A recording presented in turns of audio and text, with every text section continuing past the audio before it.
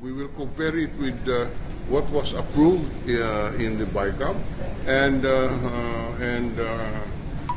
confirm that indeed alterations are being made, realignments are being made, not only itemization. And I'm confident that our staff can figure this out. Sir, printed na raw ng House yung... Sorry? Printed na raw ng House, sir, in 2019 budget. Well, do you support yung hindi well, pirma ni SP? Even if it's printed, what should be printed was what was approved. If what is printed is not the one approved, we have advised Senate President Sotto not to sign it.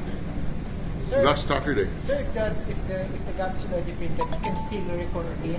Sorry. Sir, if it's already printed, you can still go back to the Of course, as long as it has not been signed, we have done that before in the recent case of the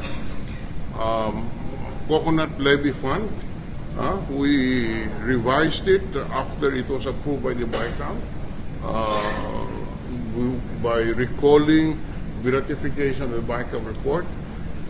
But ultimately, the president also vetoed the measure. But we can reconsider our approval of the BICAM report, and the printing of the budget is immaterial.